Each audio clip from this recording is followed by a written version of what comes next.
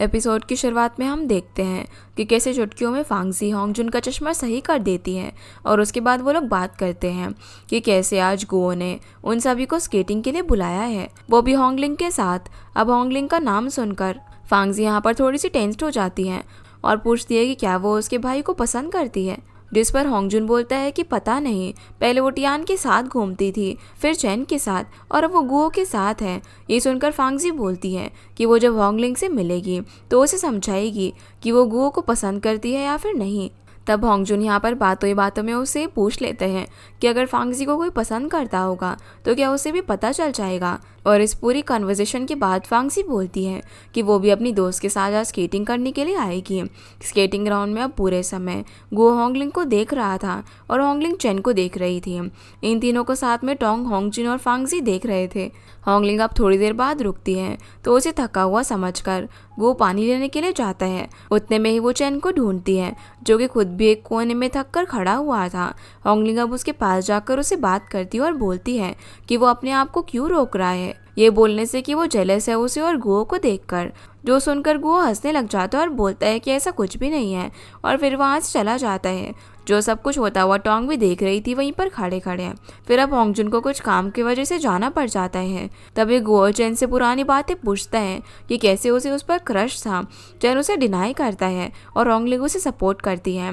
Hongling की बात सुनकर चैन यहाँ पर थोड़ा सा वियर्ड आउट हो जाता है और फिर वो अपनी लाइब्रेरी वाली लड़की के बारे में बताता है कि उसे पता है कि उस लाइब्रेरी में लड़की भी आ रही है जो कि बहुत ही अच्छी और सुंदर है। वो बहुत ही पढ़ी लिखी है और उसे बुक्स पढ़ना बहुत ही ज्यादा पसंद है। वो वहाँ पर कई महीनों से जाता है लेकिन उसने कभी उसे देखा नहीं क्योंकि उसे देखने का मौका ही नहीं मिला।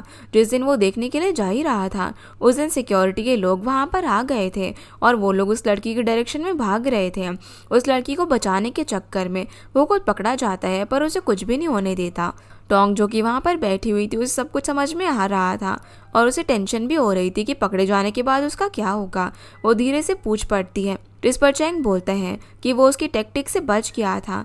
तभी सबको लगने लगता है कि ये झूठ है पर चैन और टोंग को पता होता है कि ये सब सच है। वो उस टाइम पर कुछ भी नहीं बोलते। होंगलिंग तो ये सब सुनकर जेलस हो जाती है और बोलती है कि ये सब झूठ है और वहाँ से निकल जाती है। फिर सॉसेज लेने के लिए फांगशी और चैन भी चले जाते हैं और होंगलिंग के पीछे पीछे गुओ भी चला जाता है। वहाँ पर बैठे बैठे टोंग फिर चैन के बारे में सोच रही थी। वहीं सॉसेज लेने की जगह पर फांगशी चैन से बोलती है कि वो गुओ के लिए होंगलिंग को ना छोड़े क्योंकि होंगलिंग को साफ साफ चैन में इंटरेस्ट है, उसके भाई में नहीं। और अगर वो ऐसे ही करता रहेगा तो शायद हो सकता है कि आगे चलकर उसका भाई हर्ट हो जाए या फिर उन दोनों की दोस्ती में इफेक्ट पड़े। फांगजी ये सब बोलकर वहाँ से चली जाती है और वहाँ पर जाकर खोई हुई टोंग को पूछती है कि क्या हुआ है, जिस पर वो मना कर देती है कि कुछ भी नहीं। तभी टोंग को वो नोट याद आता है जो उसने पढ़ा था, जो कि शेंग ने उसके लिए लिखा था, जिसके बारे में सोचकर वो शर्माने लग जाती है। अब शाम को रूम में बैठे बैठे चैन उसे लाइब्रेरी वाली लड़की के बारे में सोच रहा था। सीन फिर शिफ्ट होता और हम देखते हैं कि फांगजी गुओ के रूम में बैठे बैठे उसका वेट कर रही थी। उसके आते ही उसे होंगलिंग की बात करती है, उसे समझाती है कि वो उसका पीछा छोड़ दे। वो बोलता है कि वो होंगलिंग को पसंद करता है पर फांगजी उसे समझाती है कि चैन और होंगलिंग एक दूसरे को पसंद करते हैं और होंगलिंग गुओ के साथ इसीलिए घूम रही है क्योंकि उसे उसको जेलस करना है। वो ये भी समझाती है कि गुओ शेन के साथ सिर्फ एक शेडो की जैसा लगता है और यही सब बाकी लोगों को भी लगता है। इतना सुनकर गुओ को बहुत ज्यादा बुरा फील होता है और वो सैड हो जाता है। रात में अब जब चैन बैठा हुआ था तभी उसके पास गुओ भी आ जाता है। दोनों को नींद नहीं आ रही थी और गुओ यहाँ पर बातों बातों में बोलता है कि क्या चैन होंगलिंग को पसंद करता है। उसके बाद वो बताता है कि बचपन से चैन हमेशा सारी चीज़ों में उससे अच्छा रहा है, इसलिए ही सभी लोग गुओ को कुछ भी नहीं समझते। वो फिर बोलता है कि जो भी हो वो अपनी नज़रों में नहीं गिरना चाहता है, इसलिए वो दोनों अपनी जगह होंगलिंग को पसंद करेंगे और एंडिंग में उसके डिसीजन को ही एक्सेप्ट करके मूव ऑन करेंगे। फिर दोनों फाइनली सोने के लिए चले जाते हैं। अगले सुबह अब चैन होंगलिंग के घर के बाहर वेट करता है और दोनों बहुत ही खुशी से एक दूसरे के साथ पूरे दिन साइकिल पर घूमते हैं। वो तो घर में रहकर होंगलिंग की मॉम के साथ टाइम स्पेंड करता है। जब रात में होंगलिंग घर आती है तो वो गुओ को अपनी मॉम के साथ देखकर शॉक हो जाती है। गुओ निकलते निकलते उसे संडे की मूवी की टिकट्स देता है जिसे होंगलिंग घर के बाहर आकर उसे वापस दे देती है और उसे वो पैसे भी दे देती है जो कि उसने उसकी फैमिली के लिए खर्चे को दिए थे। गुओ को कुछ भी समझ नहीं आता, पर फिर भी वो उसे संडे को मूवी हॉल के बाहर वेट करने का कहकर चला जाता है। घर में अंदर जाने के बाद होंगलिंग की मॉम भी उसे समझाती है कि उसे अपनी लाइफ का डिसीजन बहुत ही सोच समझ कर लेना पड़ेगा। वो दोनों ही यंग लड़के और अच्छे भी हैं। वो उसे गुओ के बारे में भी बोलती है कि वो कितना अच्छा है, और आखिर में बोलती है कि वो होप करती है कि वो सही डिसीजन लेगी और अपनी लाइफ में उसकी मॉम की तरह रिलेट नहीं करेगी रॉन्ग पार्टनर चूज करके।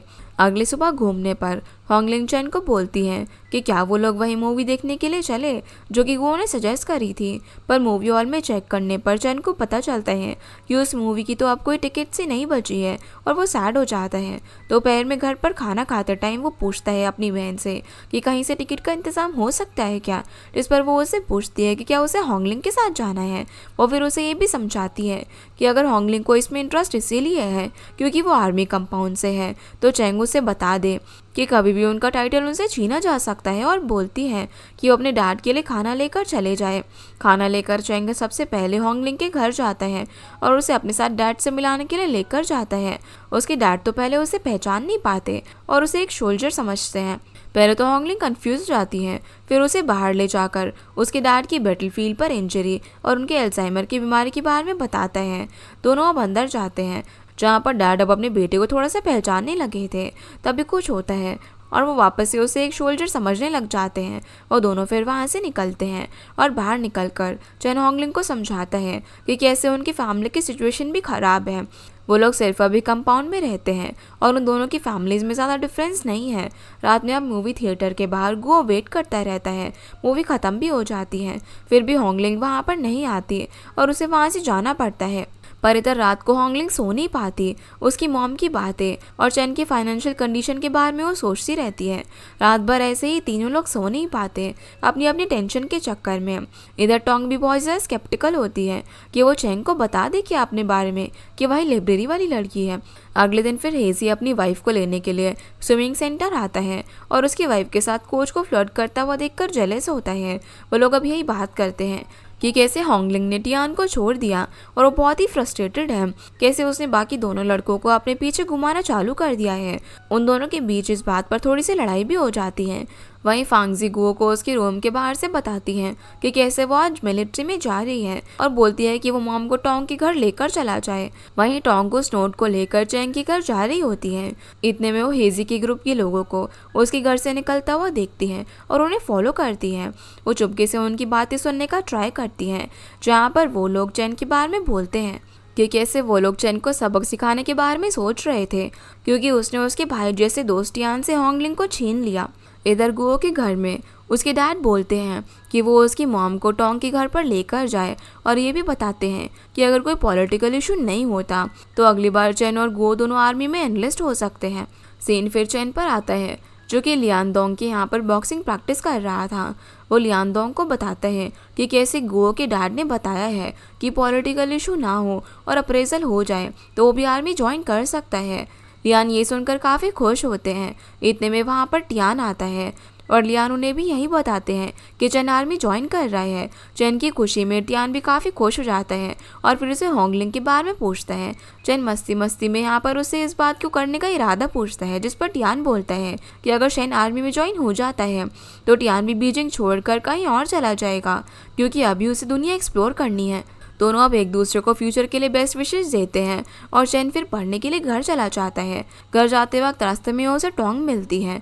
वो उसे सब कुछ बता देती है जो कुछ भी उसने सुना था और उसे संडे को कहीं पर जाने से मना करती है, पर चैन उसे बोलता है कि वो टेंशन ना ले, वो संभाल लेगा। चैन फिर उसे बोलता है कि वो अच्छा लड़का है, वो भी चाहता है कि टोंग और गुओ का कुछ हो जाए जैसे उनकी फैमिली चाहती है। तब बातों ही बातों में टोंग यहाँ पर चैंग की पसंद का पूछती है, जिसे उसे समझ में आ जाता है कि वो होंगलिंग को पसंद करता है। इसीलिए वो उस नोट को अपने साथ ही लेकर वहाँ से वापस चली जाती है।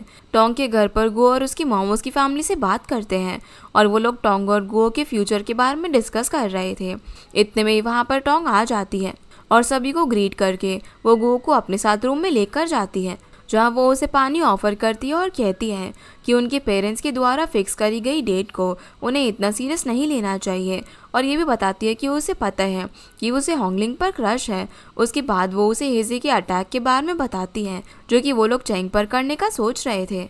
ये सुनकर गुओ नीचे की तरफ भागने लग जाता है और सॉरी कहकर निकलता है कि ये लाइफ और डेथ सिचुएशन है, इसलिए उसे जाना पड़ेगा।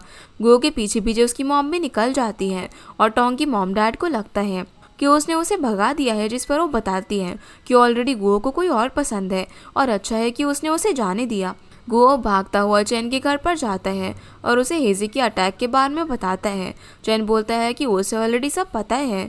उनके बाकी दोस्त भी यहाँ पर आग बबूला हो जाते हैं। चैन के पास एक प्लान होता है और वो कहता है कि वो चीज़ें हैंडल कर लेगा और कोई भी कुछ जल्दबाजी में ना करे। अगले दिन अब चैन, होंगजुन और गुओ जा रहे होते हैं, तभी उसे आगे पीछे से हेजी के लोग रोक लेते हैं। चंद तो काफ़ी ज़्यादा ट्राई करते हैं कि वो बात करके मैटर सॉल्व कर ले, पर ऐसा नहीं हो पाता। वो सभी लोग लड़ने लग जाते हैं और हाथापाई में हेजी की आंख में होंगजुन अपने चश्मे का हैंडल घुसा देता है। हेजी को फिर वो लोग हॉस्पिटलाइज करते हैं और फांगजी से बात करके होंगजुन को अंडरग्राउंड होने के लिए बोलते हैं ताकि चैन उसे टियान से बचा सके।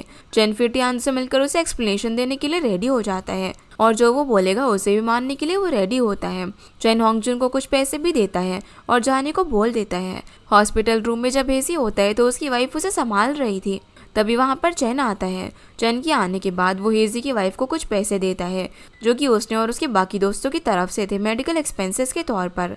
उसकी वाइफ वो पैसे नहीं लेती और वहाँ से चली जाती है। टियान फिर उन पैसों को लेकर हेजी के पास के टेबल पर रखता है और हेजी को समझाता है कि वो सारा इशू रिजॉल्व करके फ्रेंड्स की तरह रहे चैंग से। वो ये भी समझाता है कि वो भी उसी की तरह फ्रेंड है। चैंग फिर यहाँ पर माफ़ी मांगता है होंगजुन की तरफ से, जिस पर टियान कहता है कि जो कुछ भी हुआ वो भूलने को तैयार है क्योंकि ये पहली बार है। अगर ऐसा फिर कभी हुआ तो वो टॉलरेट नहीं करेगा। और रही बात होंगजुन की, तो उसे भी हेजी से वैसे ही मार खानी होगी जैसे कि हेजी को लगी है, ताकि वो उसकी इमेज बाकी लोगों के सामने प्रोटेक्ट कर पाए। चैन और टियान जब ये सब बात कर रहे थे उतने में ही रूम में नर्स की ड्रेस में टोंग आती है। वो सब कुछ सुन लेती है।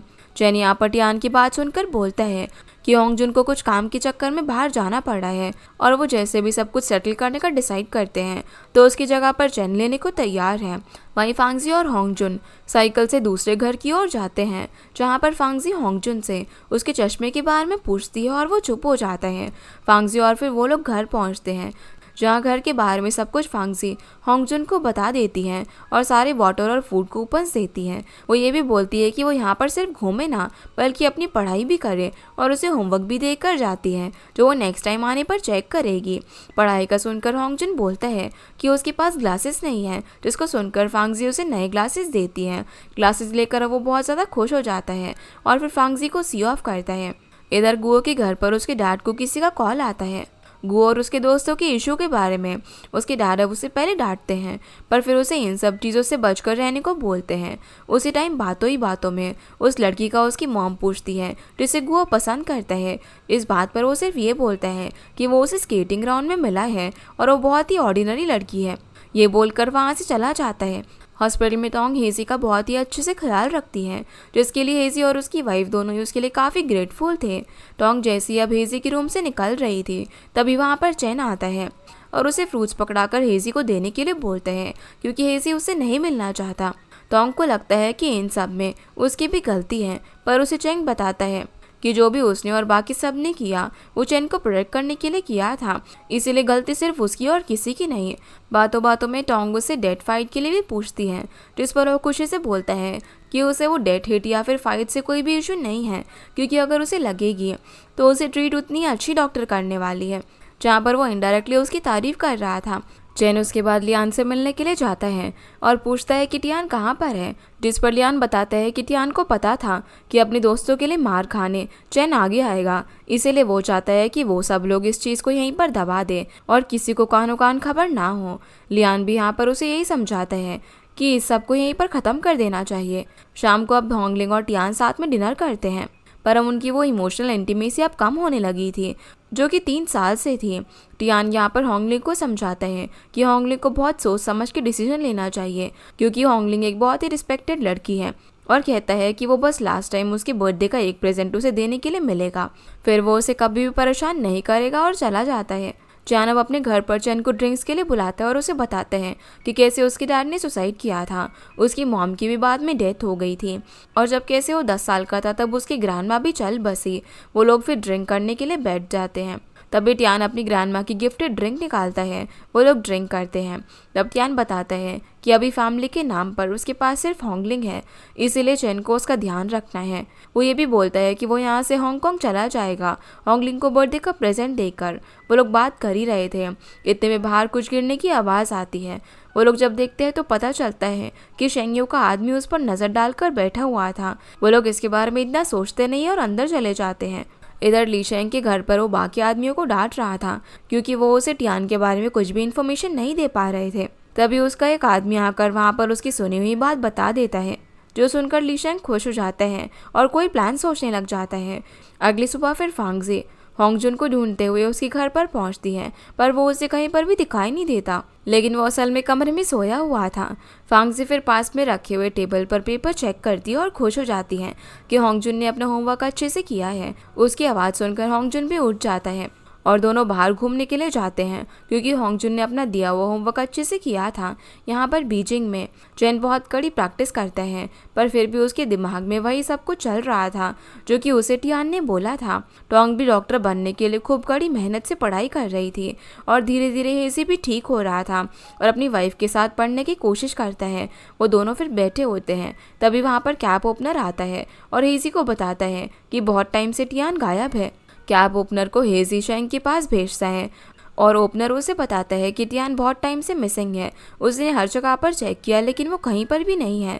अगर चेन टियान को ढूंढने में हेल्प करेगा तो हेजी सारी चीज़ों को भूलने के लिए तैयार है। वो दोनों बात कर ही रहे थे कि तभी वहाँ पर होंगलिंग आती है और उसे बताती है कि टियान मिसिंग है क्योंकि उसने उसे बर्थडे पर गिफ्ट देने का वादा किया था, लेकिन वो तो आया ही नहीं। चैन फिर होंगलिंग से पूछता है कि उसे क्या लगता है कि गिफ्ट क्या होगा, जिस पर वो बताती है कि उसे रिकॉर्डिंग टेप्स बहुत ही ज़्यादा पसंद है तो वो टेप रिकॉर्डर ही होगा। टेप रिकॉर्डर को सुनकर चैंग टेंशन में आ जाता है और पूछता है कि वो टियान को कैसे मिल सकते हैं। तभी ओपनर बताता है कि उसका एक दोस्त है, वो स्मगलिंग करता है और बहुत पहले से उसके लोग स्मगलिंग के बिजनेस में थे। स्मगलिंग सुनते ही चैंग गुस्से में आग बबूला हो जाता है और पूछता है कि इसके बारे में किसको पता है। तभी उसे ली शेंग के आदमी याद आता है जो कि उनकी बातें सुन रहा था। वो लोग फिर ली शेंग के पास पहुंचते हैं पूछताछ करने के लिए। शेंग यहाँ पर उसे टियान के बारे में पूछता है। पहले तो वो बताने से मना कर देता है, उसके बाद कहने लग जाता है कि क्या पता वो जेल में होगा, उसने इतने गलत काम जो किए हैं।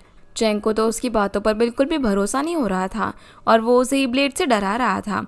एक आदमी आकर बोलता है कि टियान पुलिस स्टेशन में है, उसे जेल में डाला गया है। इसलिए सभी लोग अब पुलिस स्टेशन के वहाँ पर भागते हैं और देखते हैं कि बाहर एक पेपर पर टियान और बाकी कुछ लोगों का नाम लिखा हुआ था जिन्हें स्मगलिंग के नाम पर अरेस्ट कर लिया था। उस नोट को पढ़कर दोनों चैंग और होंगलिंग बहुत दुखी होते हैं। तभी उनके सामने से अरेस्टेड कल्प्रिट्स में से टियान को भी वहाँ से निकाल कर कहीं और ले जाया जाता है और होंगलिंग इस चीज़ को देखकर रो पड़ती है। टियान को भी अपने लोगों को यहाँ पर देखकर काफ़ी एम्बैरेसिंग फील हो रहा था। अब रात हो जाती है और होंगलिंग को वो सारी चीज़ याद आती है जो कि टियान ने उसके लिए करी थी। ऐसे ही अब 1 साल बीत जाता है। टियान की तरह ही चैंग होंगलिंग का अच्छे से ख्याल रखता है और वो अभी भी चैंग का वेट कर रहा था। उसने आर्मी ज्वाइन नहीं करी थी, फिर भी उसको होंगलिंग से दूर होने का दुख होता है।